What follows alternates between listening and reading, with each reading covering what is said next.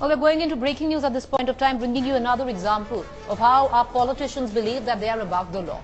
This case, a Shiv Sena MLA went on a rampage at a toll booth because he was asked to pay the toll for crossing over. Shiv Sena MLA Anil Kadam from Pimpalgaon Nashik broke the computers inside the toll room. The Shiv Sena MLA indulged in vandalism as he was asked to pay the toll.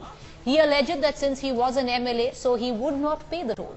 MLA Anil Kadam was travelling in his friend's vehicle. When the vehicle reached the tollway, the lady toll collector asked the person on the wheel to pay the toll. But he said that MLA is on the rear seat. Moments later, the MLA started abusing the staff and stormed into the control room of the Toll Plaza, breaking and damaging chairs and computers. Cutting across at this point of time, my colleague Kamlesh Sutar on phone line with us. Kamlesh, this is not the first incident where especially our politicians in Maharashtra think they are above board. Well, certainly, Preeti, this is not for the first time that an elected representative is indulged into any kind of skirmish at a toll plaza. Generally, though, according to the rules, an MLA or an elected representative or an MP is exempted from paying toll. They have to prove their identity. And in this case, when the MLA was not traveling in his cavalcade, he was not in his regular car, and that is why the toll staff and let me tell you, this particular toll plaza which we are talking about is manned 24/7 by women staffers. So they asked him to show his identity. That was the only question they asked. That if you are an MLA, you have to be exempted from paying the toll. You should show your identity card. And that the MLA and his supporters and his coolies who were traveling with him, they got down of the car and started hurling abuses at the toll staff. And they even broke the office and went on a rampage at the toll plaza. This has been seriously taken by, this was not taken kindly by the toll staff. They asked him and his supporters to stay from that, but they didn't budge. And they vandalized the toll plaza and computers and the stationery in the toll plaza.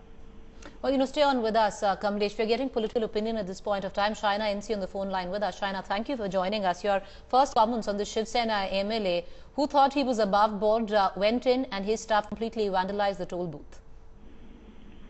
First and foremost, let's understand that any act where a man, and especially a man in public life, disrespects a woman is not just condemnable, but I think needs to be socially ostracized as well.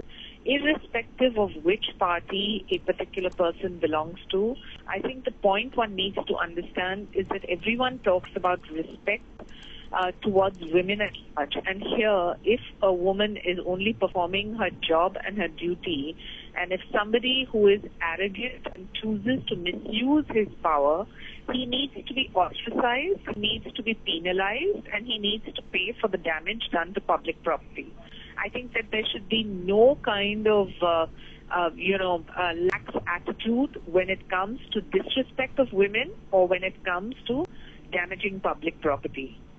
Shaina, it's commendable because, for the first time we've seen politicians talk across party lines, because you come from a party which is in coalition in some way with the Shiv Sena, and it's interesting that you put this point forth. It is rather welcoming to say. No, but I don't think that one can actually manage who all constitute a political party, because you must understand that all political parties have few black sheep. All political parties would have the odd stray cases. But here my larger point is about disrespect towards women per se, which is something that we as in an Indian society have been fighting forever and ever. And second is... Shaina, what action do you think should be taken against this particular MLA and the people who are with him who vandalized this particular booth? Not just him, every single MLA who has chosen to misbehave, or any single public person who could be a politician, it could be somebody in an administration, it could be the police. Right. In the past, we've had cases where there's MLAs from the Samajwadi Party who have, behaved brash.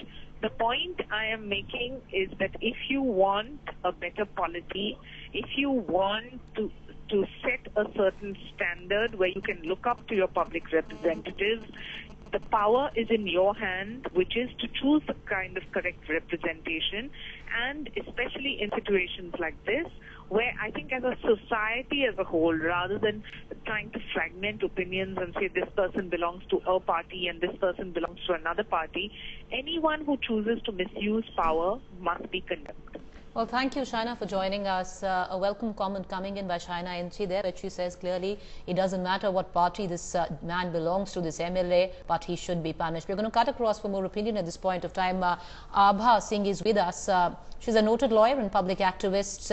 Abha, your first comment on why do you think, especially leaders from Maharashtra, we'd seen it, in the cases before, earlier as well, and now the latest one coming to the fore, where they just think they're above board. They can get away with pretty much anything.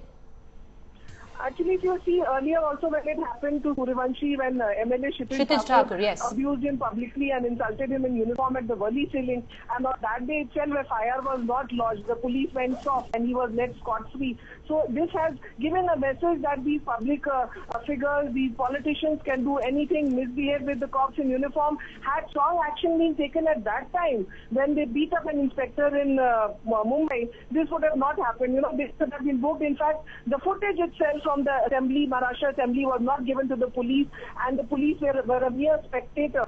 So this is the reason that the lumpen element in the politicians are having the upper hand, and the morale of the police is totally broken down. Today, if the government means business, it should arrest these people under 506 IPC under criminal intimidation, which has an imprisonment of 2 years. And if this is not done, there is going to be no regard, any fear of the khaki. And the police at one time will come that they will be forced to revolt if nobody comes and restores their esteem and respect. Right.